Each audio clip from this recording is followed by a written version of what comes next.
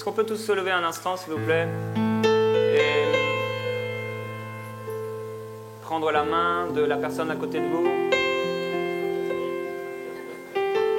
Pas juste lui serrer la main, mais prendre sa main. Alléluia. Nous sommes un dans un lien d'amour. Vous prenez sa main, même si elle est sale. Et on peut déclarer ensemble, Seigneur Jésus, nous sommes réunis pour entendre ta parole. Nous avons soif de toi. Et nous déclarons que nos oreilles sont ouvertes, nos cœurs sont ouverts pour t'entendre. Mon cœur est ouvert pour entendre ta parole. Et j'ai soif de toi. Mes yeux s'ouvrent alors que j'entends ta parole. Viens illuminer les yeux de mon cœur pour que je puisse comprendre ta parole. Amène-moi plus haut, là où je n'ai jamais été, là où je n'ai jamais marché, au nom de Jésus. Amen. Gloire à Dieu. Alléluia. Vous pouvez vous asseoir. Alléluia. Gloire à Dieu. J'ai partagé lors de mon dernier message un encouragement sur le fait de laisser le Saint-Esprit remplir nos bouches. Mais il n'y a pas que nos bouches que le Saint-Esprit veut remplir et utiliser, mais il veut aussi oindre nos yeux et nos oreilles. Dans ma maison, l'un de mes endroits préférés, c'est sur mon canapé, dans mon salon. Et c'est mon endroit préféré parce que d'ici, je peux voir la montagne. J'ai une super belle vue sur la montagne de Bromont. Je suis béni. Et je m'assois là juste parce que ça me donne accès à la montagne, et les hauteurs et la neige. Je regarde souvent la montagne et le haut de la montagne. Je peux deviner les skieurs des fois. Mais j'y vais jamais. Je la vois tous les jours, mais j'y vais jamais. Et on voit tous les jours le ciel et certains n'ont jamais pris l'avion. Il y a des choses qu'on perçoit, mais on n'y entre jamais. Il y a des choses qu'on entend, mais on ne les expérimente jamais. C'est toujours, vous savez, comme la carotte qu'on met au bout de l'âne pour qu'il avance. Ça reste là comme une promesse, une espérance. Et on ne peut jamais manger la carotte. Mais le Seigneur veut nous donner plus qu'une carotte. Plus qu'une promesse, plus qu'une parole morte. Jésus dit, mes paroles sont esprit et vie. Quand on habitait en région parisienne, il y avait bien sûr l'un des lieux les plus connus au monde, la Tour Eiffel. On a été en région parisienne pendant 5 ans et on a peut-être été 1 ou 2 fois autour de la Tour Eiffel, mais je ne suis jamais monté dedans. Il y a des choses, elles ont l'air de glisser entre nos mains comme un savon mouillé. Et pourtant, Dieu veut qu'on les expérimente. Il y a des choses qui se passent autour de nous qu'on ne saisit pas, qu'on ne voit pas. Chaque jour, vous roulez, vous marchez sur des fourmis, sans même vous en apercevoir. Il y a toute une connaissance que Dieu veut partager à son Église pour vous bénir. Dieu parle et Dieu éclaire. Et le chant disait que nous voulons entendre ta voix, nous voulons te voir, nous avons soif de te voir. Et Annabelle nous a encouragés dans la prière à être dans l'expectative. Et je voudrais vous encourager à écouter avec foi. À écouter avec foi la parole de Dieu. Et à aller au-delà des mots, saisir ce que le Saint-Esprit veut vous dire à vous personnellement. C'est pourquoi des fois on met des titres au début des messages. Je ne veux pas donner de titre aujourd'hui parce que le Saint-Esprit a un titre pour toi. Quelque chose qui veut te dire particulièrement. Et il faut aller au-delà de la cravate, au-delà du costume, au-delà de la voix, au-delà de la bouche. Il faut saisir ce que le Saint-Esprit voulait te dire aujourd'hui. Et tu peux le saisir, et ce n'est pas avec tes yeux, mais c'est avec ton cœur, avec ton esprit, que tu peux saisir ce que le Saint-Esprit avait prévu comme nourriture pour toi aujourd'hui. Oui, chaque jour, il nous donne notre pain quotidien. Et il y a un pain pour vous aujourd'hui. Dieu, non seulement il voit, il entend, mais il est la parole et il est la lumière. Il est la parole et il est la lumière. La parole, la lumière est venue dans le monde. Et tout a été fait par la parole. Dieu est lui-même lumière. Il est lui-même la parole de Dieu. Et la Bible dit que les yeux de l'Éternel regardent toute la terre. Et ses oreilles sont ouvertes aux cris des justes. Ses paupières sondent les fils des hommes. Les yeux de l'Éternel sont en tout lieu, observant les méchants et les bons. Merci pour le son. Je déclare que les yeux du Seigneur sont ouverts sur toi. Et Dieu t'observe. Dieu porte son attention sur toi. Et Dieu t'a établi. Quand tu étais dans le sein de ta mère, il te connaissait, il t'avait choisi, appelé, mis à part, prédestiné à être semblable à l'image de son Fils Jésus-Christ. Il pense à toi. Il t'observe. Et je déclare que la présence de Jésus entoure ta vie, remplit ta vie, remplit ton cœur. Et tu peux déclarer avec moi, je suis rempli du Saint-Esprit. Et le Seigneur me regarde parce qu'il m'aime. Dans l'Ancien Testament, on trouve 87 fois l'expression « les yeux de l'Éternel ». Dieu regarde. Dieu observe. Quand on croise une voiture de police, en général, on freine.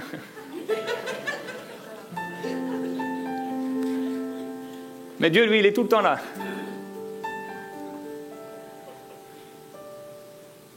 Tout le temps là. Dieu dit, j'ai entendu les prières de mon peuple et je suis venu pour le délivrer. Dieu entend et Dieu voit. Mais non seulement Dieu entend et Dieu voit, mais Dieu est la parole et il est la lumière. Dans l'Ancien Testament, en hébreu, le mot pour les yeux ou l'œil, ça veut dire, c'est la source, littéralement. Quand dans l'Ancien Testament, vous voyez les yeux, en fait, c'est les deux sources, littéralement. Nos yeux sont des sources. Ils prennent des choses et ils donnent des choses. Ils donnent beaucoup de jugements. Non seulement juger les autres, mais aussi juger les situations, discerner, comprendre. Jésus dit que l'œil est la lampe du corps. Dans 1 et dans 2 rois, dans l'Ancien Testament toujours, vous vous souvenez de ces rois, à chaque fois il est écrit s'il faisait le bien ou s'il faisait le mal. 43 fois on retrouve l'expression « il fit le bien ou il fit le mal », plus souvent c'est le mal, 3 fois plus, aux yeux de l'Éternel. C'est étonnant, mais Dieu nous juge en fait avec ses yeux, ce qu'il voit. Mais plus que ce qu'il voit, Dieu regarde au cœur. Mais l'homme regarde à ce qui frappe les yeux. Et à force de regarder à ce qui frappe les yeux, on passe des fois à côté de ce que Dieu veut nous dire.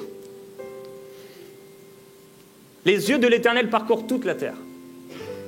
Et dans l'Ancien Testament encore, plusieurs fois, on trouve l'expression « trouver grâce aux yeux de quelqu'un ». Dans les relations avec les autres, on trouve cette expression « il a trouvé grâce à mes yeux ». Des fois, même Dieu l'utilise. Pourquoi ? Parce que les yeux, c'est le cœur. En fait, tu n'as pas trouvé grâce aux yeux de la personne, mais tu as trouvé grâce aux profondeurs. Tu as trouvé grâce à son cœur. Dieu regarde au cœur, mais l'homme regarde à ce qui frappe les yeux. Jésus dit à ses disciples, mais qui dites-vous que je suis ? Les disciples avaient besoin de savoir qui il était. Ils avaient besoin de voir, d'avoir une bonne vision sur ce qu'il était. Parce que s'ils avaient la vision qui était celle de l'environnement de Jésus lorsqu'il a été chez les siens, là où il avait grandi, ils n'ont pas pu recevoir de sa part, parce qu'ils disaient, mais n'est-ce pas le fils de Joseph ? Marie n'est-elle pas sa mère ? N'est-ce pas le fils du charpentier ? N'a-t-il pas grandi au milieu de nous ? Et parce qu'ils avaient une mauvaise vision, une mauvaise perception, il n'a pu faire là aucun miracle. Quelques guérisons, peut-être quelques miracles. Mais s'ils avaient reçu Jésus en tant que prophète, ils auraient eu la récompense du prophète. Quand tu perçois mal les choses, quand tu perçois mal la parole de Dieu, quand tu perçois mal l'homme de Dieu, tu ne peux plus rien recevoir de lui. Tu as besoin de percevoir les choses telles qu'elles sont. C'est pourquoi Jésus dit, qui dites-vous que je suis, vous les disciples? Pas parce qu'il avait besoin de savoir qui il était, il savait qui il était. Mais parce qu'il avait besoin de sensibiliser, il voulait sensibiliser les disciples. Qui suis-je? Qui suis-je pour vous? Pour qu'ils puissent recevoir en fonction de qui il croyait qu'il était.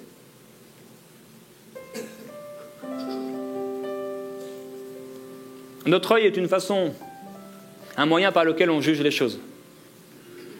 Il faut voir les choses et entendre la parole avec notre cœur.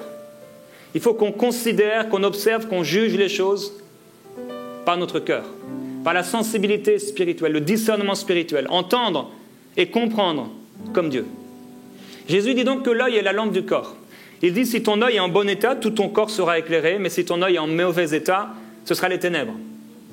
Et si donc la lumière qui est en toi est ténèbres, combien seront grandes les ténèbres? En fait, ton œil éclaire à l'intérieur.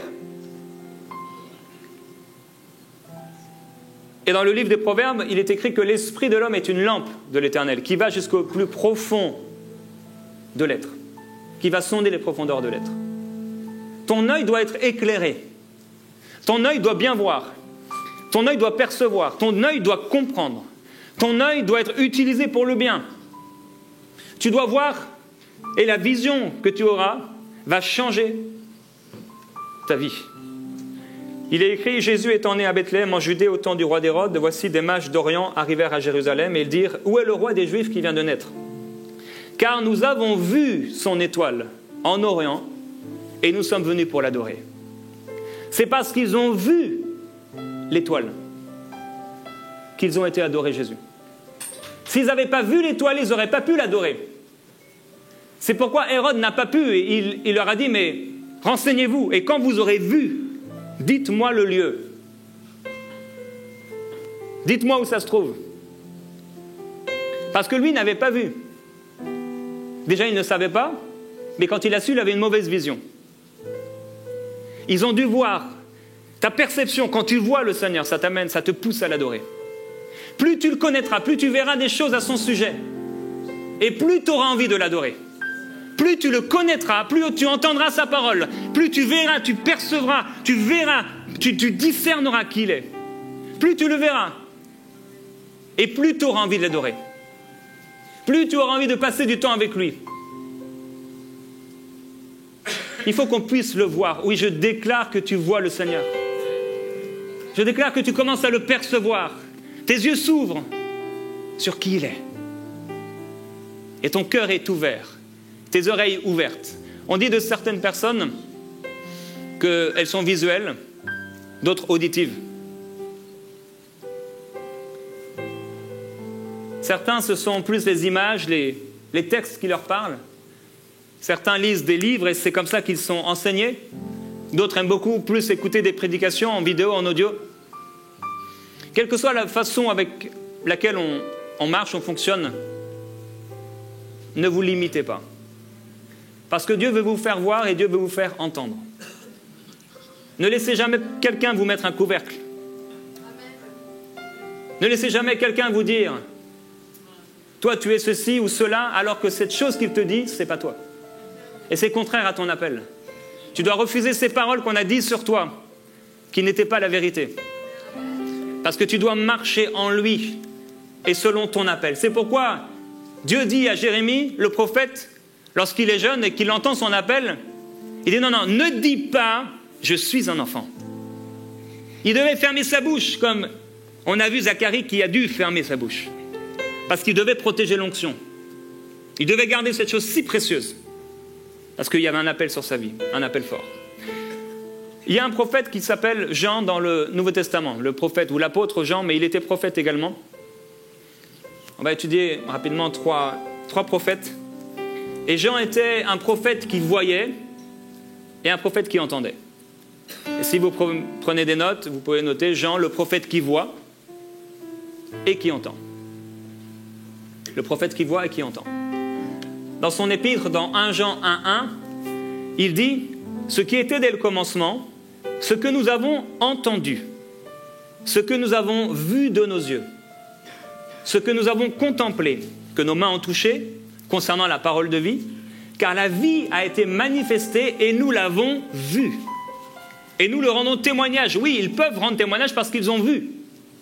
Comme disait Annabelle, quand tu vois les visions célestes, ensuite tu peux parler et communiquer. Et nous le rendons témoignage et nous vous annonçons la vie éternelle qui était auprès du Père et qui nous a été manifestée. Ce que nous avons vu et entendu, nous vous l'annonçons à vous aussi afin que vous soyez en communion avec nous. Ils ont vu, ils ont entendu et ensuite ils ont communiqué. Et quand ils ont communiqué ce qu'ils ont vu et ce qu'ils ont entendu, ça a amené les gens qui écoutaient avec foi à être en communion avec eux par rapport à la révélation. Je peux recevoir une révélation pour vous pouvez recevoir une révélation pour moi. Quand je l'entends, quand vous l'entendez, si vous l'écoutez avec foi, on est en communion dans cette révélation. On partage cette révélation. Et il dit, or, notre communion est avec le Père et avec son Fils Jésus-Christ, bien sûr. Parce que toute révélation qui ne vient pas de la parole de Dieu, nous la refusons.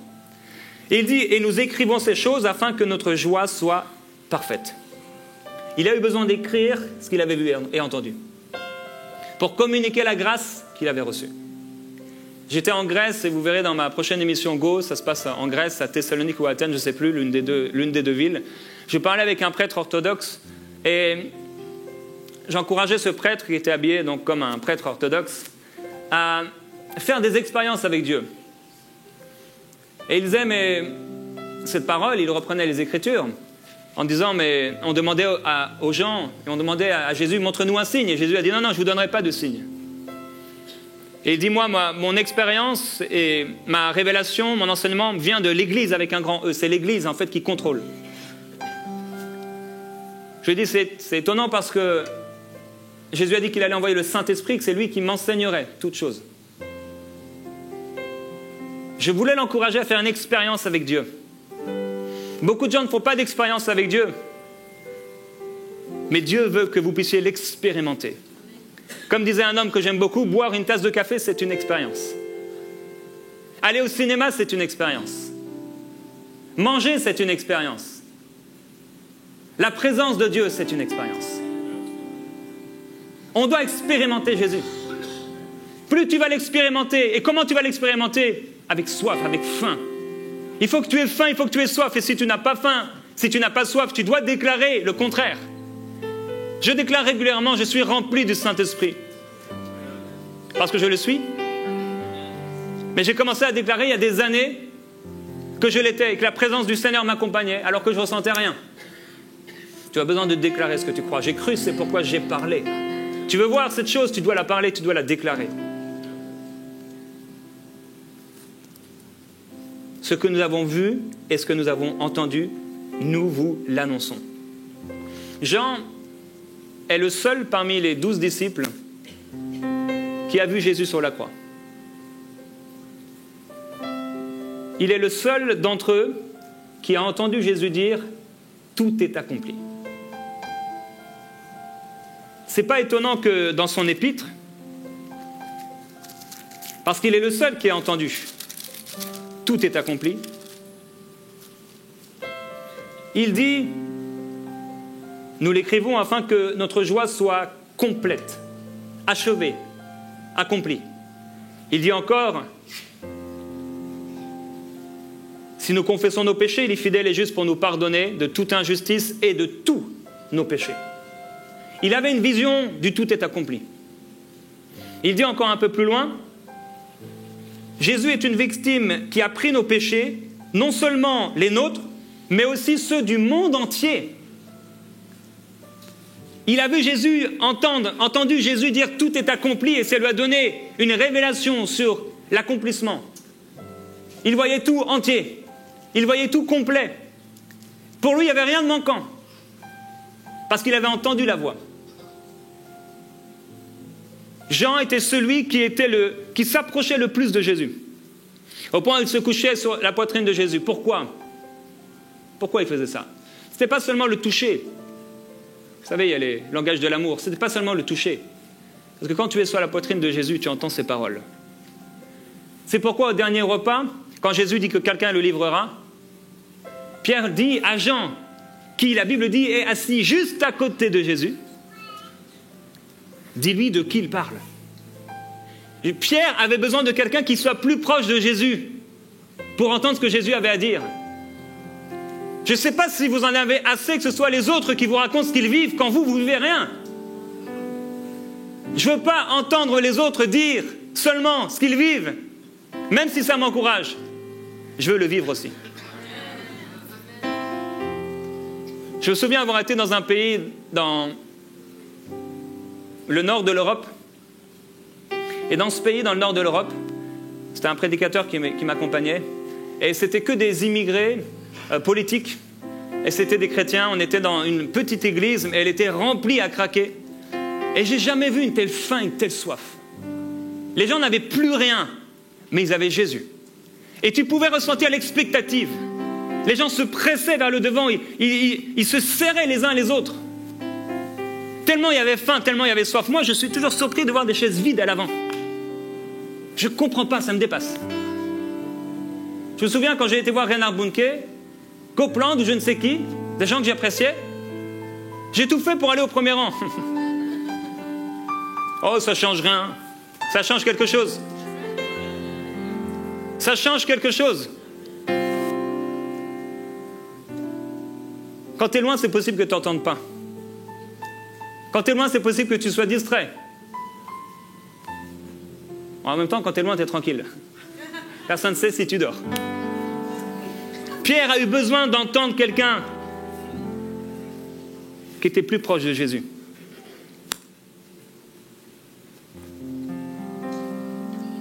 Je déclare que tu vas t'approcher de lui. Ce n'est pas Dieu qui choisit la distance entre lui et nous, c'est nous qui choisissons la distance entre lui et nous. C'est pourquoi il est écrit que Pierre le suivit de loin. D'autres l'ont abandonné. Mais Pierre, pris de remords, l'a suivi de loin. Mais c'est Jean qui lui a ouvert la porte.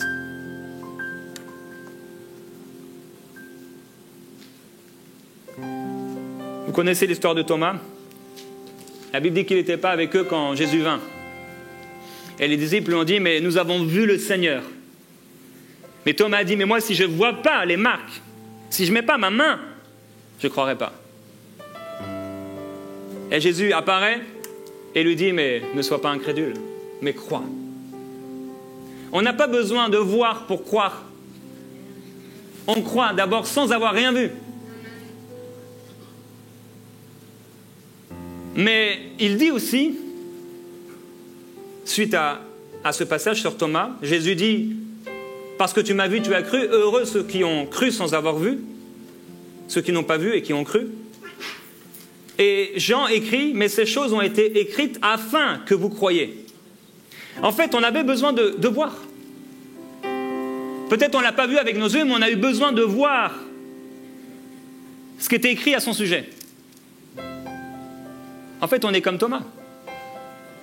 Si on n'avait pas entendu, si on n'avait pas lu avec nos yeux, si Dieu ne nous avait pas éclairés, on n'aurait pas cru. On a eu besoin d'entendre parce que la foi vient de ce qu'on entend. On a eu besoin d'entendre. Alors peut-être on n'a pas vu avec nos yeux, mais quelque part on a dû voir avec nos oreilles. On a dû capter, on a dû discerner. Ces choses ont été écrites afin que vous croyiez. Jésus dit, heureux ceux qui n'ont pas vu et qui ont cru. Il dit, ne sois pas incrédule. Vous savez, il y a des gens, ils sont comme cette histoire dont Jésus a parlé avec Lazare qui était là et cet homme riche qui disait, mais va dire que Lazare et les saints aillent dire à ceux qui sont restés de croire. Mais le Seigneur dit, mais même s'ils y allaient, ils ne croiraient pas. On a besoin d'écouter la parole et de croire. On a besoin de croire, frères et sœurs, que ce qui est écrit est vrai. On a besoin de croire que ce qu'il nous a dit va arriver. On a besoin de croire que le rêve qu'il a mis dans ton esprit va se manifester.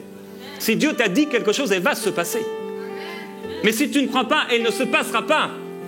Mais si tu crois, et si tu parles, et si tu comprends, tu verras cette chose. C'est pourquoi il dit à Jérémie, ne dis pas, je suis un enfant.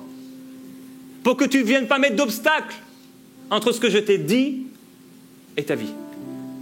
Fais attention à ta bouche. Pierre et Jean ont dit aux pharisiens, nous ne pouvons pas ne pas parler de ce que nous avons vu et entendu. Le fait de voir et d'entendre, ça a tout changé pour eux. C'est pour ça que c'est les 12 ou les 11 plus 1. Ça a tout changé de voir et d'entendre. Ça a tout changé pour eux d'être dans la maison avec Jésus. Ça a tout changé pour eux d'être sur la montagne, Pierre, Jacques et Jean, et d'être là sur la montagne de la transfiguration. Ça a tout changé d'être Pierre, Jacques, Jean et André, les 4 disciples, dans un enseignement qui a duré plusieurs heures, qu'on peut lire de Jean 14 à 17. C'était juste pour 4 disciples. Ça a tout changé pour eux, de voir et d'entendre. On a besoin de voir et d'entendre. Tu dois voir quelque chose. Plus tu vas voir, plus tu auras faim. Plus tu vas goûter, plus tu auras encore envie de manger. Plus tu vas l'apercevoir, plus tu auras envie de le voir. Plus tu l'auras vu, et plus tu auras envie d'être consumé par lui. Je prêche l'expérience avec Dieu. Et je prêche qu'en tant qu'enfant de Dieu, on doit vivre des expériences avec lui. Je ne prêche pas une religion morte ou une parole morte, tout simplement juste tu crois et c'est tout. Je crois qu'on doit faire des expériences avec lui. Comme Samuel en son temps, Jean a su protéger, chérir les paroles du Seigneur. Il dit, nous ne pouvons pas ne pas parler de ce que nous avons entendu et vu. Il a gardé ses paroles. Et si Jean a chéri les paroles de Jésus, à ce point, il n'est pas étonnant que le livre de l'Apocalypse qu'il a écrit soit une vision spirituelle. Ce livre en lui-même, c'est une vision spirituelle. Ce n'est qu'une vision spirituelle, à part les quelques premiers versets. L'Apocalypse est une révélation. Ce sont des choses qu'il a vues en esprit. Oui, Dieu peut te prendre par une mèche des cheveux et t'amener en vision. Comme il a fait avec Ézéchiel, la Bible dit qu'un être le prit par une mèche des cheveux, il l'a amené entre ciel et terre. Il a fait mieux pour nous. Il nous a assis dans les lieux célestes avec Jésus-Christ. On n'est plus sur la terre, ni entre ciel et terre, on est dans les cieux avec lui. Mais il faut qu'on ouvre les yeux. Et qu'on ne vive pas comme des gens qui n'ont pas la capacité de voir. Dans l'Apocalypse, Jean écrit 33 fois « J'ai vu ». Dans l'Apocalypse, il dit 24 fois « J'ai entendu ». Près de 40 fois, il dit « J'ai entendu l'Esprit ou le Seigneur ou un ange parler ». Et à la fin de l'Apocalypse, il dit « C'est moi, Jean, qui ai entendu et vu ces choses ». Et quand il a entendu et vu les choses, il a voulu adorer l'ange. C'est pourquoi il faut voir, il faut entendre, il faut comprendre et saisir. Et je prie que l'Esprit de Dieu nous donne sagesse, révélation, discernement. Je veux déclarer que tu vas voir et que tu vas entendre, que comme le prophète, l'apôtre Jean, tu vas voir et tu vas entendre. Jean a vu et il a entendu. Maintenant, Ézéchiel a entendu et il a vu. Ézéchiel, deuxième prophète dont je vais parler aujourd'hui. Dans le livre d'Ézéchiel, plus de la moitié de son livre, 27 chapitres, sont des révélations et des prophéties qu'il a entendues. 48 fois, il est écrit dans son livre « La parole de l'Éternel me fut adressée » en ces mots. 7 fois, il dit « J'entendis » quand il parle de vision. Ça veut dire qu'il entendait, non seulement il entendait la voix de Dieu, mais des fois il l'entendait aussi dans des visions spirituelles. Jésus dit, du Saint-Esprit, il parlera et vous annoncera tout ce qu'il aura entendu. Je déclare que l'Esprit de Jésus-Christ te permet d'entendre et de voir dans l'Esprit, te donne capacité pour entendre et pour parler et pour prophétiser. Ézéchiel entendait, mais Ézéchiel voyait aussi. Près de la moitié du livre également, 21 chapitres sur 48, sont des visions spirituelles. On lit ça comme ça, mais en fait, lui, c'était une vision spirituelle. Dans Ézéchiel au chapitre 40, au verset 2, il dit, ce jour-là, je vais lire pour vous si vous voulez, ce jour-là, la main de l'Éternel fut sur moi, il me conduisit là-bas dans des visions divines. Il me conduisit dans le pays d'Israël et me déposa sur une montagne très élevée où se trouvaient au midi comme les bâtiments d'une ville. Alléluia. Il me conduisit là-bas et voici qu'il y avait un homme dont l'aspect était comme l'aspect du bronze. Il avait dans la main un cordeau de lin et une canne à mesurer et il se tenait près du porche. Cet homme me dit, fils d'homme, regarde, au verset 4, regarde de tes yeux et écoute de tes oreilles.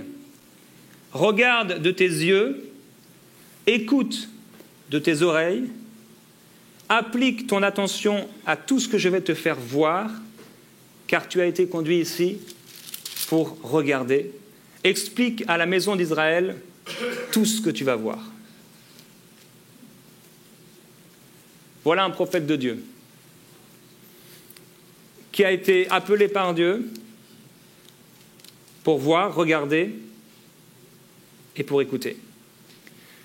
Et ensuite, ça c'est au chapitre 40, du chapitre 40 au chapitre 42, Ézéchiel ne va faire que de regarder. Et du chapitre 43 au chapitre 48, il va surtout entendre.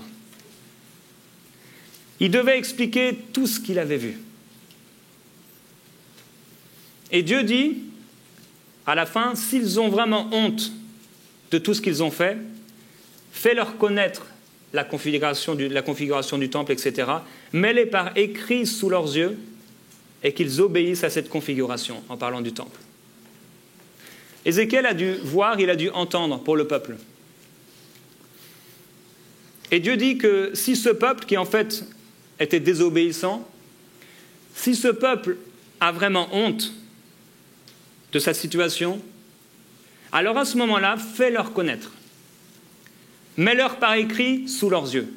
En fait, s'ils sont assez humbles, s'ils reconnaissent leurs péchés, s'ils reconnaissent qu'ils se sont éloignés de moi, ce que je t'ai montré, ce que je t'ai dit, tu vas pouvoir leur partager. S'ils ont vraiment honte, alors fais-leur connaître. Vous vous souvenez l'histoire de ce paralytique qu'on a amené dans la maison de Jésus? Et Jésus va dire, tes péchés te sont pardonnés. Les pharisiens et les religieux sont choqués lorsqu'ils entendent cette chose-là. Mais Jésus leur dit, mais qu'y a-t-il de plus facile de dire, tes péchés sont pardonnés ou lève-toi et marche? Et cet homme va se lever, complètement guéri. Et il est écrit, les témoins de la scène étaient tous saisis de stupéfaction. Ils rendaient gloire à Dieu et saisis de crainte, ils disaient, nous avons vu aujourd'hui des choses extraordinaires. Nous avons vu des choses extraordinaires. Les pharisiens étaient là, mais eux, ils n'ont rien vu. Jésus dit, oh, je te loue, Seigneur, de ce que tu as caché ces choses aux sages et aux intelligents, mais de ce que tu les as révélées aux enfants. Je voudrais vous encourager à avoir un cœur tendre pour la parole de Dieu. Un cœur tendre. Plusieurs d'entre vous, votre cœur s'est endurci. Endurci par rapport à la parole de Dieu. Endurci également par rapport à certains prédicateurs qui vous enseignent. Et votre cœur s'est endurci par rapport à eux et vous ne pouvez plus recevoir d'eux. Malheureusement, il y a des fois des gens que Dieu a oints et a placés sur notre route. Et ce sont eux qui vont nous amener plus loin. Parce qu'il dit qu'il est monté dans les hauteurs, il a fait des dons aux hommes.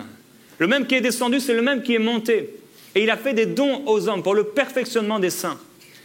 Il y a des hommes et des femmes que Dieu a placés dans votre vie. J'ai dit des hommes et des femmes que Dieu a placés dans votre vie, que Dieu a oint d'une manière particulière pour vous amener quelque part d'autre.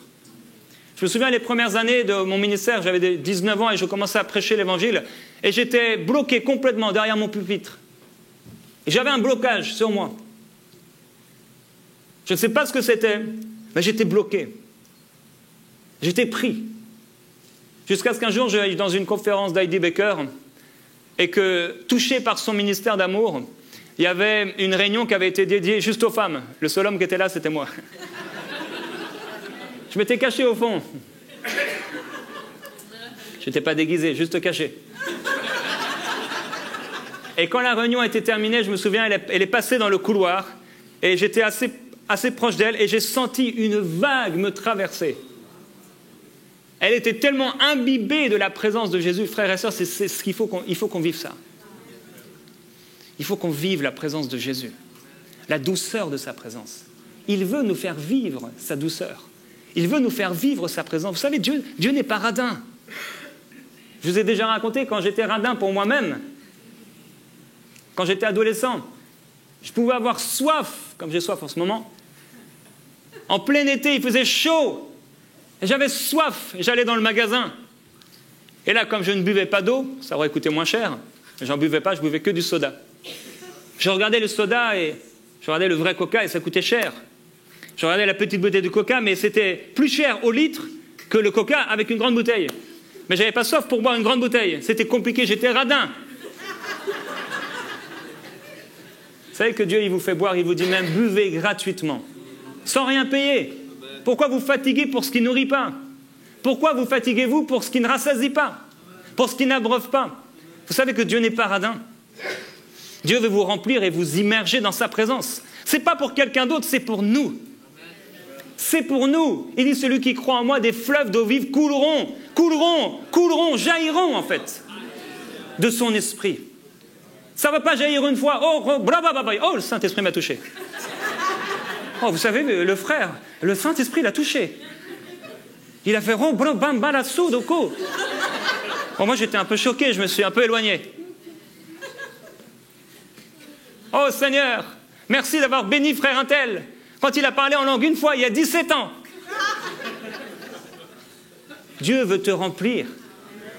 Dieu veut t'immerger. Et c'est pourquoi quand je parle avec ce prêtre orthodoxe, mais avec beaucoup de gens religieux, je leur dis mais quelle est l'expérience que vous avez faite avec Dieu? Parce que je crois qu'on doit faire une expérience avec lui. S'il est Dieu, on doit faire une expérience avec lui. Sinon, il est une idole muette qui ne parle pas, on n'entend pas sa voix, qui n'entend pas, il ne répond pas à nos prières, et il n'a pas de main, ni de pied pour bouger ou pour nous toucher. Il veut te toucher. Et quel que soit ton âge, il veut te toucher, jeune ou vieux. Il veut te toucher. Et j'aime quand il y a des jeunes ou des enfants qui sont là lorsque je prêche, parce qu'eux aussi, Dieu veut les toucher. Dieu a un cœur pour les enfants, Dieu a un cœur pour les jeunes.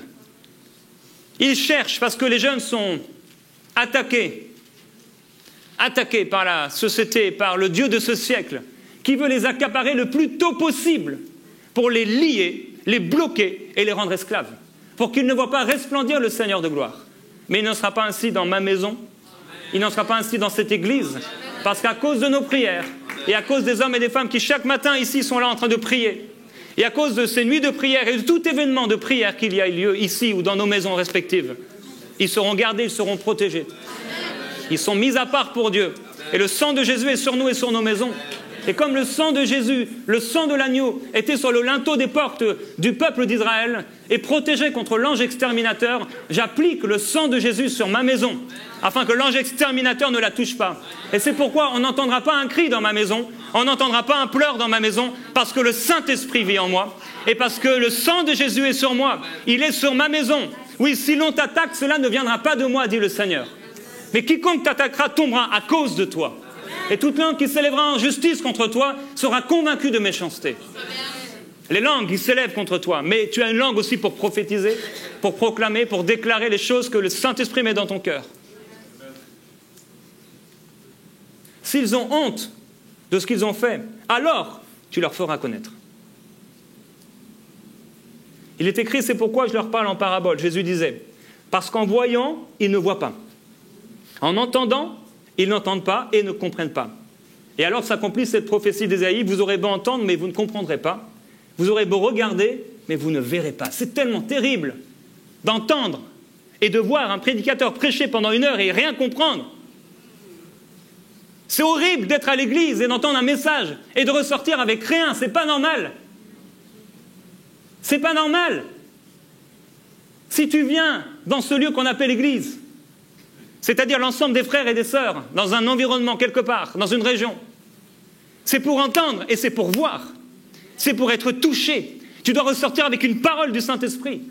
Il y a quelque chose que Dieu a dû te dire. Mais peut-être tu n'avais pas des oreilles pour entendre, un cœur pour comprendre. des yeux pour voir.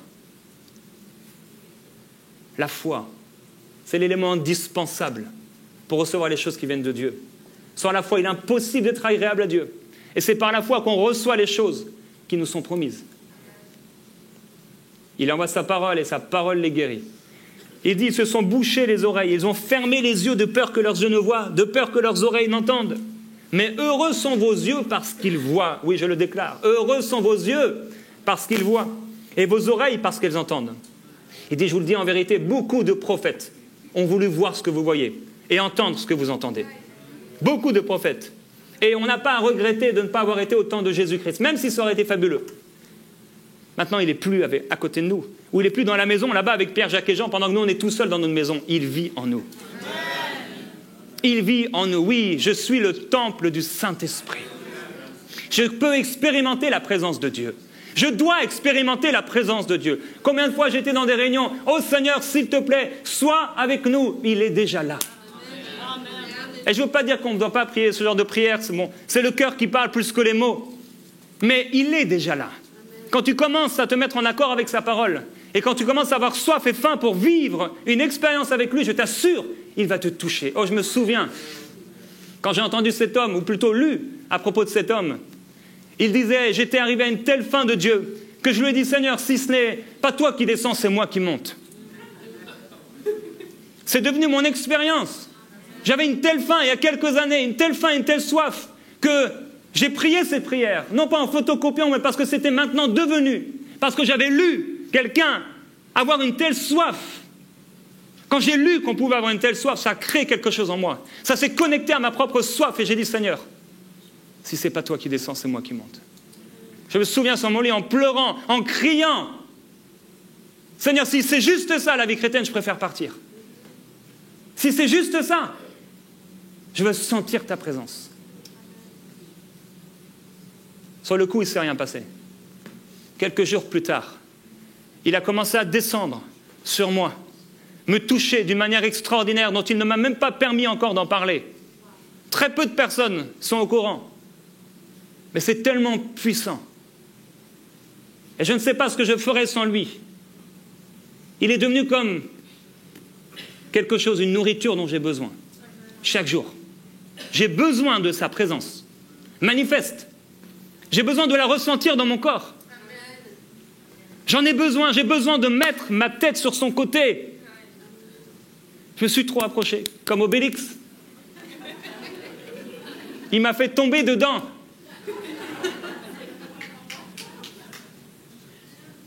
Certains, vous êtes là et vous attendez que Panoramix fasse la potion magique. Tant que Panoramix est de mauvaise humeur, vous n'avez rien. Tant qu'il ne va pas dans les bois cueillir ses petits trucs, son gui, ses petites baies, tant que la recette n'est pas terminée, il n'y a rien pour vous. C'est pas normal. Pas besoin de Panoramix. Pas besoin d'un druide, d'un sorcier ou d'un pasteur. Dieu va répondre à ta soif. Dieu va répondre à ta faim de lui. Et ça, c'est ça qui est extraordinaire avec Dieu. Il peut prendre n'importe qui. Le plus gros, excusez-moi, le plus gros plouc. Dans le plus petit village, paumé. N'importe qui.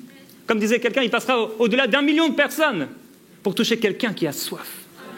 Je crois en ça. Il peut prendre quelqu'un ici, n'importe qui. Juste quelqu'un qui a soif. Et il va répondre à cette soif. Dieu répond toujours à la soif. Dieu répond toujours à la soif. Jamais il ne ment. Jamais il ne répond pas. Il répond toujours à la soif. Si tu as soif, il va te donner à boire.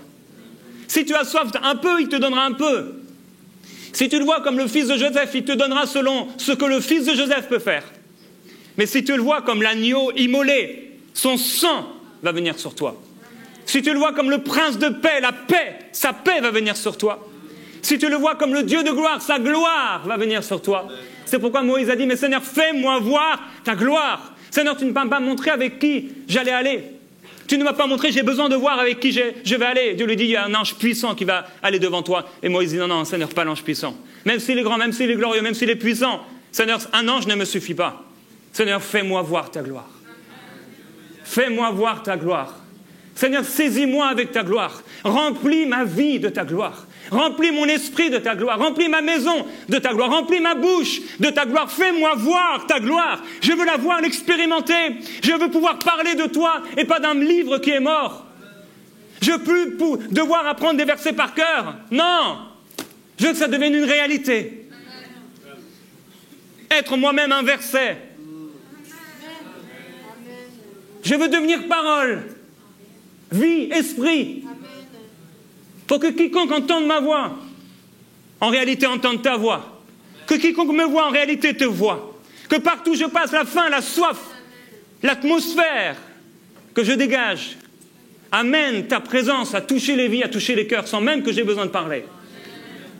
Juste avec un regard. Jésus, voyant la foule, fut ému de compassion. Jésus, voyant, il a vu Zachée. Oh, descends. Descends maintenant de ce figuier d'incrédulité. Descends de ce figuier, de cet arbre de difficulté, de cet arbre d'incapacité. Arrête de te voir comme petit et d'imaginer que tu as besoin de monter pour me voir. Non, tu as besoin de descendre. Tu as besoin de t'humilier. Humiliez-vous sous la puissante main de Dieu et il vous élèvera au temps convenable. Zachée, je mange maintenant dans ta maison. Le salut est entré dans cette maison. Oh, l'homme a dit, Siméon, béni, je suis béni parce que mes yeux ont vu le salut. Mes yeux ont vu le salut. Dieu va ouvrir tes yeux. Et les oreilles des sourds vont s'ouvrir. Les yeux des aveugles vont s'ouvrir. La langue du muet triomphera. Veux-tu être de ceux qui voient ou de ceux à qui on explique ce qui a été vu? Jean dit alors, l'un des 7 anges qui tenait cette coupe pleine des 7 derniers fléaux vint me parler. Viens, me dit-il. Quand on lit leur vision, on dit, mais comment ils ont pu être si précis? C'est parce qu'ils ont vu. Je te montrerai la mariée, l'épouse de l'agneau. Il m'emmena en esprit sur une grande et haute montagne, d'où il me fit voir la ville sainte, Jérusalem, qui descendait du ciel auprès de Dieu. Elle rayonnait de la gloire de Dieu. Ailleurs, il dit, puis je vis et j'entendis la voix d'anges rassemblés en grand nombre autour du trône, des êtres vivants et des vieillards. Ils étaient des milliers de milliers et des millions de millions. Il a vu et il a entendu. Dieu veut te faire voir et Dieu veut te faire entendre. Dieu veut ouvrir tes yeux. Mais pour que tu ouvres tes yeux, ton cœur doit être ouvert. Ton cœur doit redevenir tendre. Ton cœur doit être passionné par lui. Ton cœur doit être plein de pardon, plein de miséricorde. Revêtez-vous d'ardente miséricorde, de compassion divine les uns pour les autres. Pourquoi? Parce que l'amour est le chemin vers la révélation. L'amour est le chemin vers la gloire de Dieu. L'amour est le chemin que Dieu propose à l'homme pour pouvoir vivre sa gloire. L'amour répond à l'amour et c'est pourquoi Dieu a tant aimé le monde qu'il a donné son Fils. Il a fallu qu'on l'aime pour pouvoir le recevoir. Même s'il nous a aimé le premier, il a fallu qu'on l'aime. On a dû l'aimer. Parce que personne ne peut recevoir de lui en l'haïssant.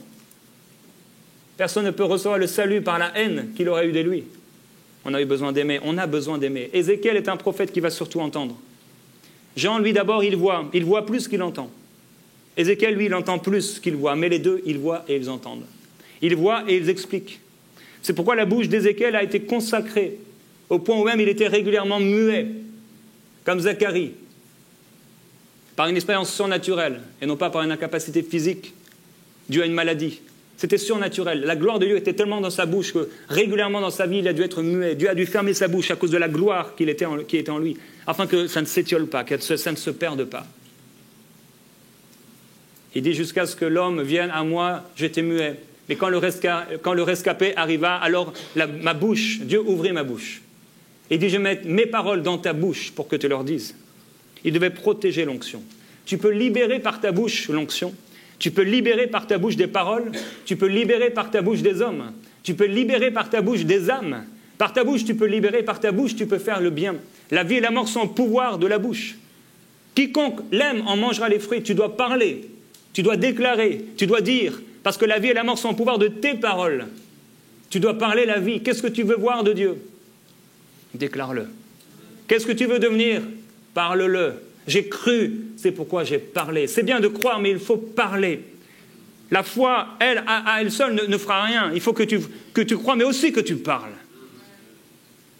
J'ai cru, c'est pourquoi j'ai parlé. Tu dois parler. On doit monter plus haut, oui. On doit aller dans les profondeurs, dans les hauteurs.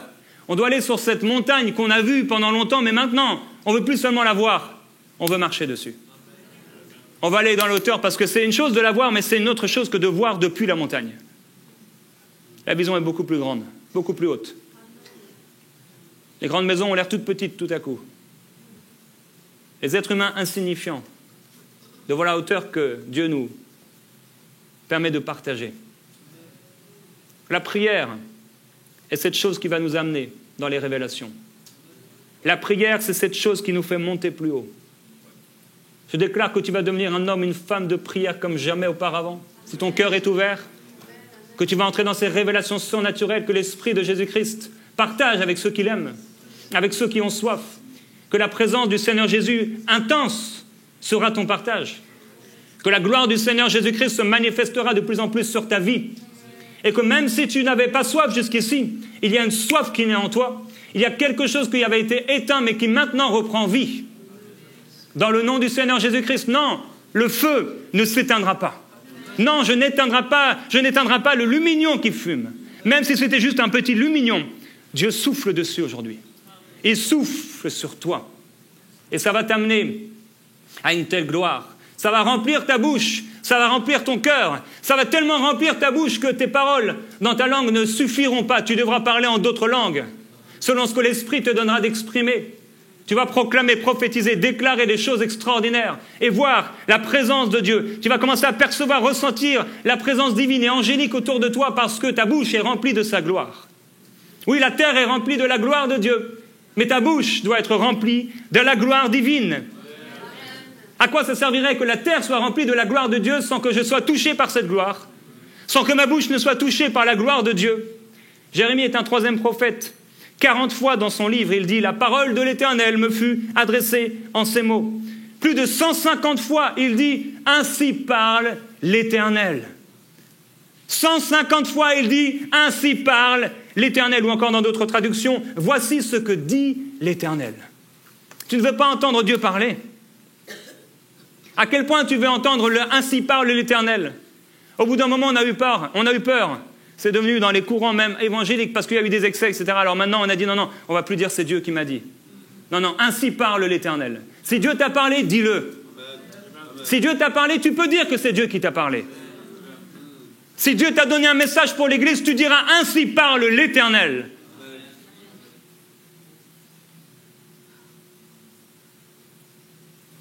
On n'a pas à se cacher. Le diable aimerait tellement faire perdre l'autorité et la puissance à ton message. Il veut amoindrir, ridiculiser, diminuer le message qu'il t'a donné. Et s'il t'a donné un message, alors tu peux déclarer ainsi parle l'Éternel. Je déclare que le Seigneur, l'Éternel, t'a donné une langue de disciple pour fortifier celui qui est abattu et que dès le matin, il éveille ton oreille. Il éveille ton oreille matin après matin afin que tu l'écoutes comme l'écoute un disciple. Je vais terminer avec 2 passages bibliques. Dans Ésaïe au chapitre 6, Ésaïe a une vision spirituelle. Et il dit, l'année de la mort du roi Osias, « Je vis le Seigneur assis sur un trône très élevé.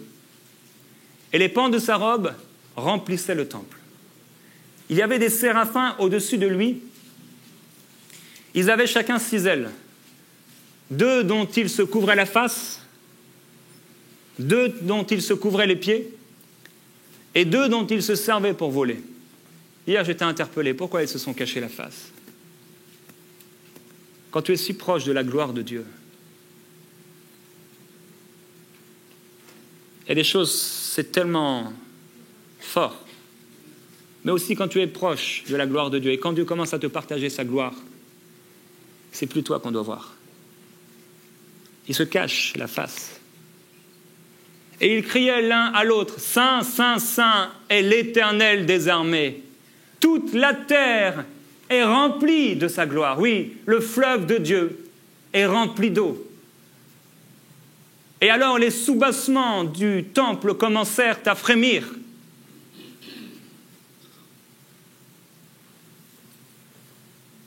Les soubassements du temple, à la voix de celui qui parlait, et la maison se remplit de fumée.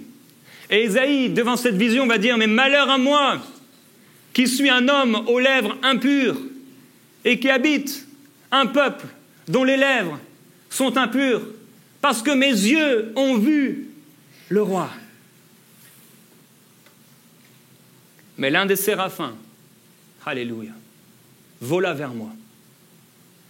Et il prit avec des pincettes une braise sur l'autel, et il en toucha ma bouche. Et il dit ceci: à toucher ta bouche, ta faute est expiée.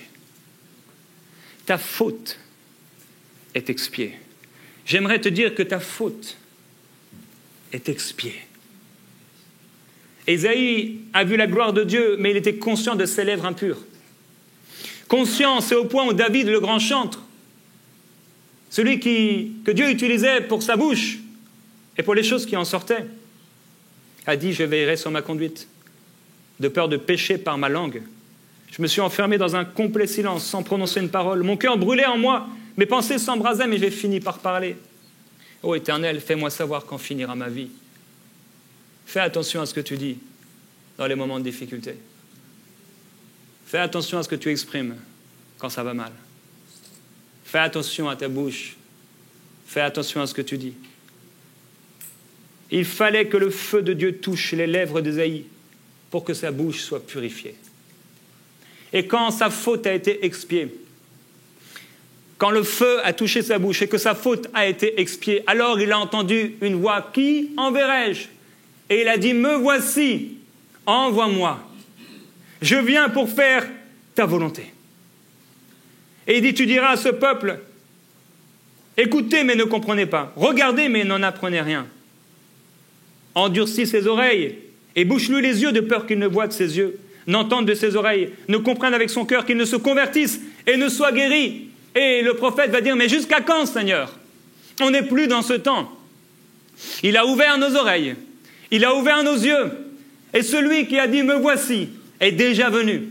Et il a déclaré « Oui, tout est accompli. » Il y avait une faute qui rendait Ésaïe incapable de pouvoir vivre dans cette gloire, une faute qui constamment revenait dans sa conscience, dans son esprit, et qui affaiblissait son message, qui l'affaiblissait dans sa relation avec Dieu. La faute et la conscience de sa faute, la conscience de ses péchés, l'empêchait de vivre plus régulièrement la gloire de Dieu, comme la faute de vos péchés et des péchés de plusieurs personnes dans ce lieu vous empêche de vivre la présence de Jésus, parce que vous ne regardez pas à ce qu'il a déjà fait, vous ne regardez pas où tout est accompli, mais vous regardez à vos fautes, à vos péchés, et vous imaginez que parce que vous ne priez pas assez, parce que vous ne lisez pas assez la Bible, comme si Dieu nous donnait selon nos efforts, selon ce qu'on a fait, selon ce qu'on a prié. Non, les apôtres disent, ce n'est pas par notre propre piété ou par notre puissance que Dieu a rendu la capacité de marcher à cet homme, mais c'est par le Seigneur Jésus-Christ que vous avez crucifié. Il a été crucifié et notre faute a été expiée. Et Zacharie dit, il me fit voir le souverain sacrificateur Josué,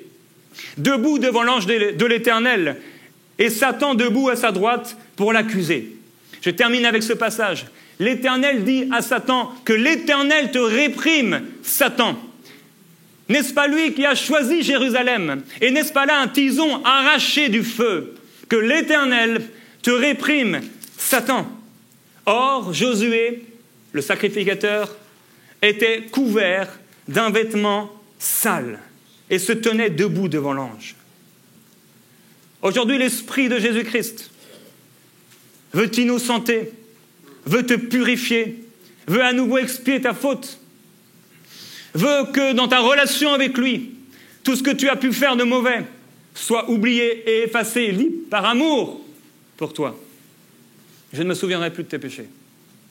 Plusieurs personnes, vous vivez aujourd'hui, ce que vous vivez dans votre vie avec le Seigneur, c'est simplement le résultat de péchés, d'erreurs, de choses mauvaises. Et vous ne réalisez pas qu'aujourd'hui, vous pouvez vivre la gloire de Dieu. Vous pouvez être complètement touché, transformé. Josué était couvert d'un vêtement sale, mais l'ange dit à ceux qui étaient devant lui, ôtez-lui les vêtements sales. Puis le Seigneur dit, voici, je t'enlève ta faute pour te revêtir d'habits précieux. Et je dis qu'on mette sur sa tête un turban pur, et on mit sur sa tête un turban pur, et ils lui mirent des vêtements. L'ange de l'Éternel se tenait là. Il y avait l'ange de l'Éternel, il y avait Satan pour l'accuser, il y avait Josué. L'ange de l'Éternel était là pour répondre à la parole de l'Éternel, mais Satan était là pour accuser. Le pouvoir satanique a pour but de fermer ta bouche, boucher tes oreilles et tromper tes yeux, pour que tu ne puisses pas prophétiser. Le diable est l'accusateur des frères et il t'accuse sans cesse pour que la vision que tu as de ta propre vie soit une vision où tu te vois avec des vêtements sales. Parce que quand tu as des vêtements sales, tu vis dans la rue. Quand tu as des vêtements sales, tu n'oses pas t'approcher du prince, encore moins du roi des rois.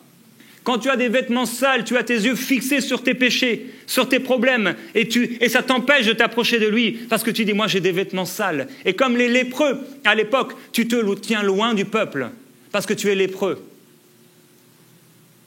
Mais il vient expier notre faute, il est écrit au verset 9, « Voici la pierre que j'ai placée devant Josué. Il y a 7 yeux sur cette seule pierre. Les yeux de l'Éternel parcourent toute la terre. Je grave moi-même ce qui doit y être gravé, et j'ôterai la faute de ce pays en un seul jour. » Dieu ôte ta faute. Mon serviteur juste justifiera beaucoup d'hommes, et je lui donnerai beaucoup d'hommes en partage. Jésus-Christ est venu en un jour pour expier tes fautes, pour que tu sois en toute bonne conscience devant Dieu, que tu puisses marcher en toute bonne conscience devant Dieu, avoir une conscience purifiée, épanouie, pour pouvoir, comme un enfant, courir près de ton Père, dans ses bras, pour que, comme Jean, tu puisses te coucher sur sa poitrine, pour entendre son cœur battre et pour entendre ses paroles t'être données. Tu peux t'approcher du Seigneur aujourd'hui, parce qu'il est venu expier ta faute, et il dit encore aujourd'hui que l'Éternel te réprime, Satan, car il a choisi, porté son choix sur Jérusalem. Dieu a porté son choix sur toi au point de te sauver. Les chefs juifs ont demandé à Pilate d'enlever ce qu'il avait écrit. Et Pilate aurait pu enlever ce qu'il avait écrit.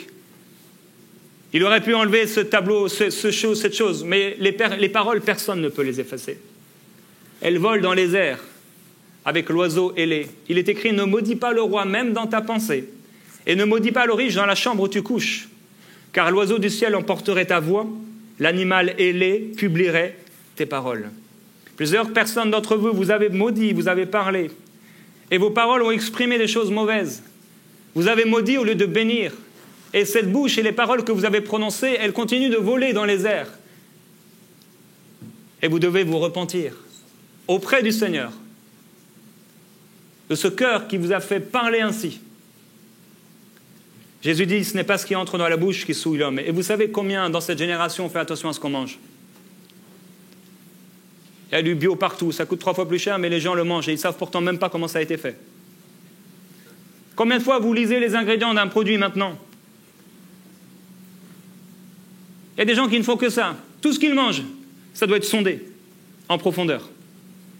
Mais par contre, pour parler, on ne sonde pas. Un homme disait à des érudits juifs, il disait, vous faites très attention pour manger cachère. Scrupuleusement, vous étudiez profondément, au point d'arriver à des absurdités. Mais par contre, vous ne maîtrisez pas du tout votre langue. On devrait faire plus attention à ce qui sort de notre bouche qu'à ce qui entre. Parce que ce qui sort a la capacité de détruire, a la capacité de tuer, et non nous-mêmes, mais les autres. Et Jésus dit, c'est du cœur que viennent les mauvaises pensées. Les meurtres, les adultères, les impudicités, les vols, les faux témoignages, les calomnies, voilà les choses qui souillent l'homme. La langue est placée parmi nos membres et elle souille tout le corps. Mais Dieu dit, en ce jour-là, il ôtera de ton épaule le fardeau, il enlèvera le joug qu'il avait placé sur ta nuque. Ce joug sera brisé pour laisser place à la prospérité. Plusieurs personnes d'entre vous.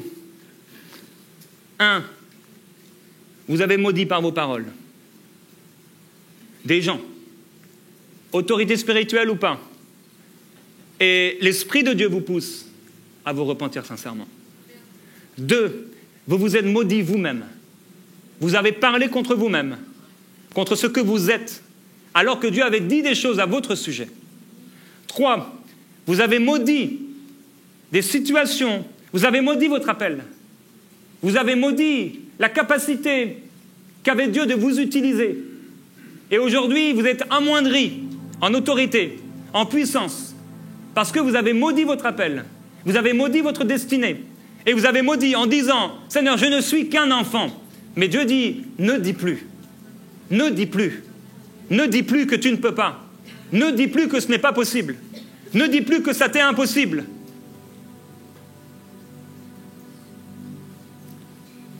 Les paroles que nous prononçons sont comme une huile qui sort de notre bouche.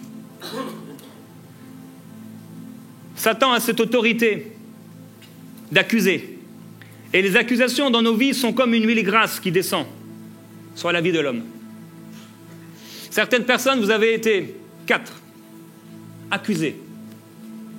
On vous a accusé. On vous a violenté peut-être. On vous a insulté. On vous a maudit. Ce n'est pas vous là qui avez maudit, mais c'est les autres qui vous ont maudit. Et vous portez un vêtement d'accusation, un vêtement sale. Et le Seigneur veut vous en libérer aujourd'hui. Il dit que l'Éternel te réprime, Satan. Les paroles sont une huile qui sort de notre bouche. Et les paroles d'accusation sont une huile grasse. C'est étonnant comment des paroles d'accusation, des critiques et des calomnies ont la capacité de rester sur nous pendant des années. Des choses qu'on nous a dit quand on était enfant. Ça a formé une façon de penser. On est recouvert d'une huile grasse. On ne sait pas pourquoi. On dit « Seigneur, mais ce n'est pas moi. » On sait que ce n'est pas nous. Au fond, on sait que ce n'est pas nous, mais on ne sait pas. Ça reste collé sur nous. Comme du pétrole sur des oiseaux, ça reste collé sur nous. Plusieurs personnes, vous fonctionnez, vous vivez, vous marchez avec des paroles grasses, une huile grasse sur vous. Vous n'arrivez pas à vous en défaire, des paroles d'accusation, mais Dieu dit aujourd'hui que l'Éternel te réprime, Satan.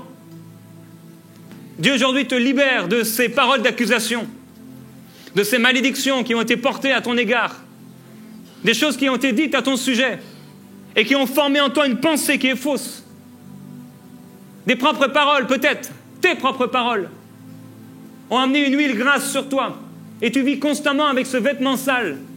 Mais le Seigneur Jésus-Christ, en un seul jour, est venu prendre ta faute. Il est venu te libérer parce qu'il veut que tu puisses voir. Et si cette huile grasse est sur toi, elle va boucher tes yeux. Si cette huile grasse est sur toi, elle va boucher tes oreilles. Tu vas tout voir et tout regarder et tout entendre à partir de ce qu'on a dit. Ce sera brouillé, ce sera faux. Il y aura un poison. Ces paroles grasses te donnent une fausse perception. Et si Dieu veut que tu puisses voir et que tu puisses entendre, c'est pour prophétiser. S'il a utilisé Ézéchiel, Jérémie, Jean, c'était pour pouvoir prophétiser. S'il a parlé à Jean, à Pierre, s'il leur a fait voir, il dit oui, nous ne pouvons pas parler de ce que nous avons, ne pas parler de ce que nous avons vu et entendu. Il fallait qu'il parle. Si Dieu veut nous faire expérimenter des choses, vivre des choses, c'est pour qu'on parle. C'est pour qu'on témoigne. Il dit, le Saint-Esprit viendra sur vous et vous serez mes témoins. Mais quand tu es rempli d'accusations, tu ne peux plus témoigner. Quand tu es rempli de une mauvaise estime de toi, tu ne peux pas témoigner parce que tu dis, comment je pourrais témoigner? J'ai une huile grasse sur moi, mes vêtements sont sales. Mais l'Esprit de Dieu dit, ôtez-lui ses vêtements sales. Mettez sur lui un turban pur et un vêtement blanc. Mettez à son doigt une alliance nouvelle, car je fais alliance avec toi, dit le Seigneur. Et je t'utiliserai, et je te parlerai. Et tu iras de lieu en lieu pour proclamer ma parole. Et tu déclareras les paroles que je t'ordonnerai, car je suis avec toi pour te délivrer. Ils te combattront, mais ils ne réussiront pas. Ils viendront contre toi, mais à cause de toi, ils tomberont. Tous ceux qui s'élèvent contre toi tomberont. Et toute langue qui s'élève en justice contre toi, elle sera condamnée, convaincue de méchanceté, car je suis avec toi pour te délivrer. Je te prends par une mèche de cheveux et je t'amène encore à mes côtés, pour que tu puisses voir et que tu puisses entendre. Et ma parole n'est pas loin de toi. Non, elle est dans ton cœur. Elle est proche de toi. C'est pourquoi parle la parole de Dieu et marche sur cette parole. Expérimente cette parole, vis selon cette parole. Prophétise et parle, parle. Et l'Esprit dit à l'Église, et l'Esprit parle encore, et le Saint-Esprit parle encore. Il parle encore, il veut que tu parles. Et s'il te fait voir, et s'il te parle, c'est pour que tu puisses à nouveau parler. Il te montre des choses, il t'enseigne des choses pour que tu puisses parler. Il te donne des révélations dans la prière pour que tu puisses les exprimer. Il te donne le langage des disciples pour que tu puisses fortifier celui qui est abattu, pour que tu puisses consoler celui qui est triste, pour que tu puisses soulager celui qui a un lourd fardeau. Et tu porteras avec lui son fardeau et avec l'onction qui repose sur toi. Ce fardeau tombera, cette maladie tombera, parce que la parole de Dieu sera dans ta bouche et cette parole guérira les malades. Cette parole libérera, elle consolera. Elle fortifiera, elle rendra la vie et la vue aux aveugles. La vie aux morts. Oui, Dieu dit prophétise aux ossements desséchés. À eux qui disent nous ne pouvons plus, notre espoir est terminé. Mais Dieu dit non, prophétise et parle à ces eaux. Est-ce que ces eaux pourront revivre, Ézéchiel? Est-ce que ces eaux pourront revivre, Jérémie? Est-ce que ces eaux pourront revivre, Pierre, Jean, je ne sais qui? Oui, Seigneur, ils revivront. Tu le sais, alors prophétise. Prophétise sur ces ossements desséchés. Et alors que je prophétisais, j'entendis un bruit. Et j'entendis comme un frémissement. Et les os, les uns et les autres, commencèrent à se lier les uns aux autres. Et je vis de la chair qui poussait sur eux, et des muscles. Et cela devint, avec une peau, une puissante armée. C'était une puissante armée innombrable. Le peuple d'Israël et les croyants dans cette génération vont se lever comme un seul homme pour proclamer la parole de Dieu. Ils iront de lieu en lieu et de nation en nation. Ils continueront à proclamer, et également dans la francophonie, la gloire du Seigneur Jésus-Christ. Ils vivront des choses extraordinaires, une gloire divine dans les lieux secrets. De plus en plus d'hommes et de femmes, de jeunes hommes et de jeunes filles, et des enfants même, jusqu'aux plus jeunes, verront la gloire de Dieu. Ils auront les yeux ouverts, ils recevront des visions spirituelles. Plusieurs auront des extases et ils partageront ce qu'ils auront vu. Et alors ils verront la gloire de Dieu. Ils verront ma gloire, dit le Seigneur. Ils verront celui qu'ils ont percé, ils me reverront face à face. Tout œil le verra, même ceux qui l'ont percé. Dans cette génération, la gloire du Seigneur Jésus-Christ est encore disponible. Plus que jamais, Dieu veut, dans ces derniers temps, répandre de son esprit sur toute chair. Il veut répandre son esprit sur toi. Et aujourd'hui, il te guérit. Aujourd'hui, il te libère alors que tu lui demandes pardon pour la faute qui était sur ta vie. Pour la parole de malédiction, pour la haine, pour la colère, pour le jugement, constamment les critiques. Si tu critiques constamment les gens, tu n'es pas digne d'entrer dans le royaume de Dieu. Tu n'es pas digne d'entrer dans le royaume de Dieu. Si tu gardes les fautes, si tu gardes les péchés, et si tu ne pardonnes pas, il ne te sera pas pardonné. Mais si aujourd'hui tu fais le choix de pardonner, si tu fais le choix de ne rien retenir, si tu fais le choix de dire Seigneur, je pardonne et je demande pardon, alors il te couvrira de son aile. Il te couvrira de ses ailes, il te couvrira de son ombre. Et il te donnera à manger comme Élie auprès du fleuve. À manger. Il préparera lui-même ta table. Il te donnera à manger, tu pourras courir plus vite que le char.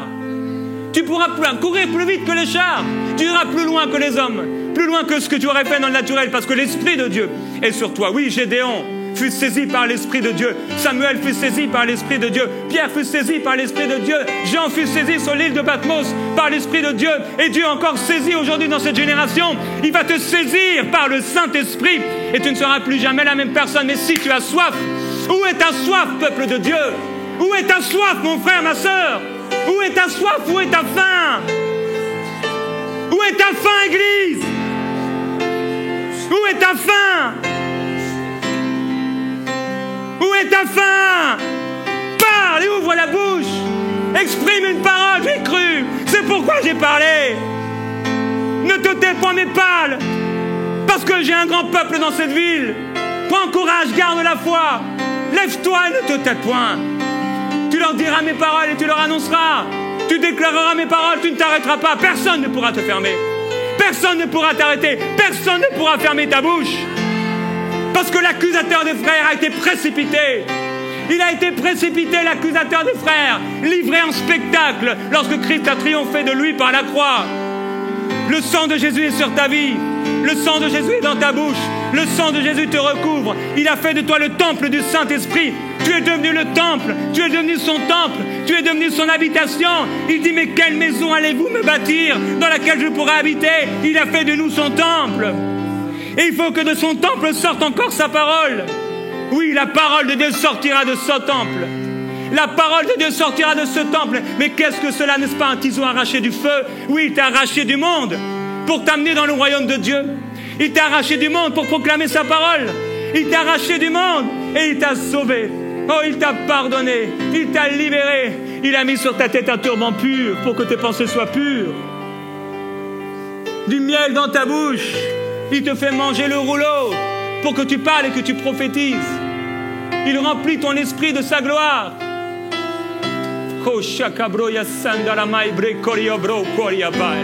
Vous voulez expliquer les choses, on n'explique pas Dieu. Vous voulez comprendre avec votre tête, vous ne comprendrez jamais. Ce sont des choses que l'œil n'a pas vues, que l'oreille n'a pas entendues, qui n'est pas encore montées au cœur de l'homme. Des choses que Dieu a révélées à ses enfants, à ses fils qui avaient soif. Je pourrais faire un appel aujourd'hui, si vous avez soif, restez. Mais si vous en avez assez, vous pouvez aller dans la bénédiction. Si tu as soif, l'Esprit de Dieu va te toucher aujourd'hui. La gloire du Seigneur te touchera. Ou si tu as des choses, des préoccupations, allez librement, ne vous inquiétez pas. Partez dans la paix, sans jugement, il n'y a pas de souci.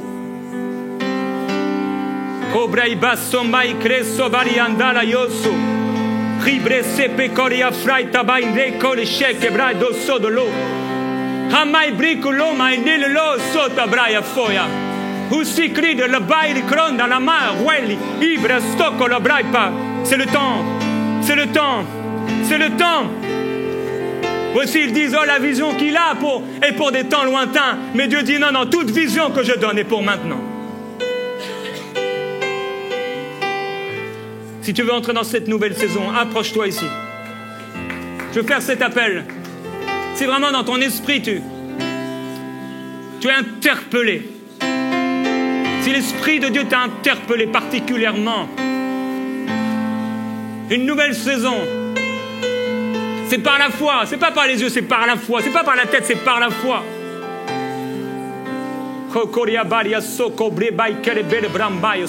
Ce lieu va devenir maintenant un lieu de gloire, le lieu de la présence de Jésus-Christ. Et je veux voir des gens assoiffés, des gens qui ont faim et des gens qui ont soif, parce que Jésus va vous donner à boire.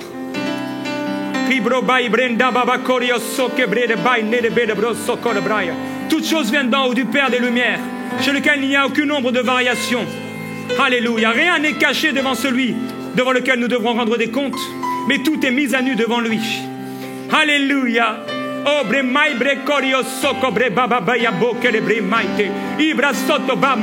Certains, vous avez été captifs et aujourd'hui le Seigneur vous rend libre. Et vous devez vous exprimer en langue. La tête vous a toujours contrôlé. L'intelligence vous a toujours contrôlé à un certain niveau. Jamais vous êtes allé au-dessus de ce niveau. Mais aujourd'hui ça change. Aujourd'hui ça change. Le turban pur vient sur ta tête. Il y a un turban pur qui est déposé sur toi maintenant. Il y a le feu de Dieu dans l'esprit et dans les pensées de son peuple. La gloire du Seigneur te touche maintenant et te libère. Il te remplit de son esprit. Parle en langue. Sois rempli du Saint-Esprit maintenant. Sois rempli du Saint-Esprit maintenant. C'est une réunion d'ordre. Alléluia.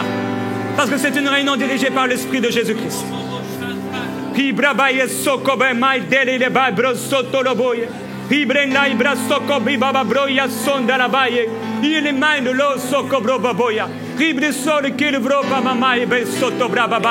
La soif, la soif, la soif, la soif, la soif.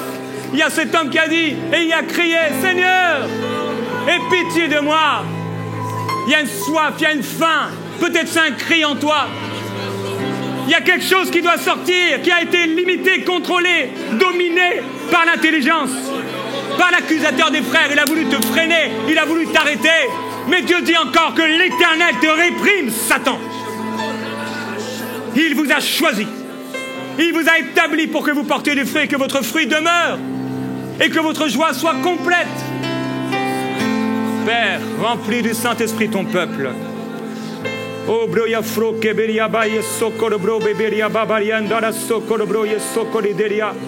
Pibre bebe bro sokoro bro babaya sokoro bria sota braite chere bele braya. Oh dis-lui Seigneur, j'ai soif, j'ai soif, j'ai soif. J'ai soif. Seigneur, j'en peux plus. Seigneur, je veux vivre quelque chose. Je veux voir le trône de ta gloire. Je veux voir ta gloire. Seigneur, je veux voir ta gloire. Être rempli de ton esprit encore à déborder, à déborder, à déborder. Seigneur, je vais aller dans ce torrent qu'on ne peut traverser.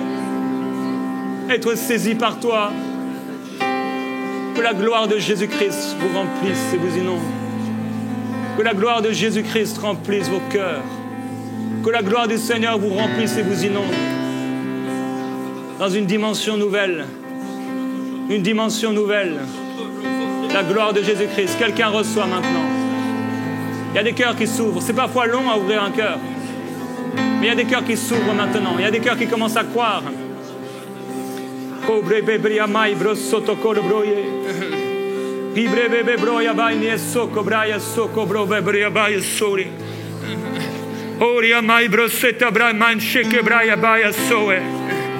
pourrais pas prier pour, ou en tout cas poser ma main sur tout le monde, mais l'Esprit de Jésus, le Seigneur Jésus pose sa main sur toi. Le Seigneur Jésus pose sa main sur toi. Il te touche.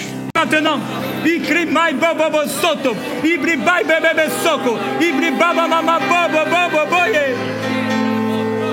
Ça doit sortir. Il y a quelque chose qui doit sortir. Libre, libre, libre, libre des paroles d'accusation, libre de joug. Je détruis ces jougs par l'Esprit du Seigneur. Je saute une muraille, je franchis ces murailles. Alléluia. Il vous libère, il vous libère, il vous libère de ces vêtements sales. Il vous libère de ces vêtements sales. Il vous guérit, il vous purifie. Il vous purifie, il vous rend libre. Il vous rend libre, il vous rend libre. Un turban pur sur ta tête. Les oppressions disparaissent. Les limitations, les blocages, les couvercles, ils disparaissent. C'est par l'Esprit et c'est par la foi. C'est par la foi, c'est par la foi, c'est par la foi. C'est par la foi qu'Enoch ne fut plus. C'est par la foi que Moïse s'en alla. C'est par la foi qu'Abraham obéit. C'est par la foi que nous croyons que ce qui est là été par la parole de Dieu. C'est par la foi que Rahab fut protégée. C'est par la foi et c'est par la foi seule. Seigneur, nous croyons et nous déclarons sur cette maison spirituelle que rien ne pourra l'arrêter. Même si le diable venait, Seigneur, comme un fleuve, tu le mettras en déroute. Merci, Seigneur, pour l'onction du ministère. Et merci pour l'onction des ministères dans cette place, dans ce lieu. Merci pour l'onction de plusieurs. Merci pour l'onction du pasteur Joël.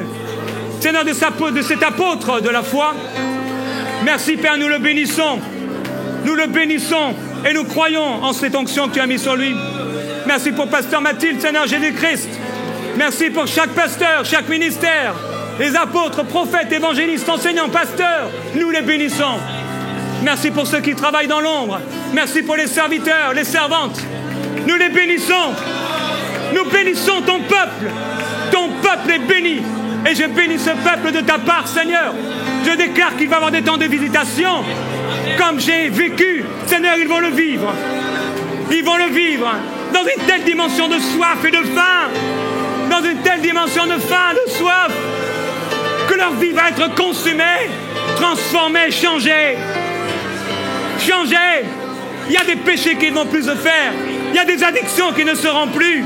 Parce qu'ils vont dire, Seigneur, je ne veux plus de cette chose. Je ne veux plus, c'est pas mon désir. Mon désir, c'est toi. Mon désir, c'est toi.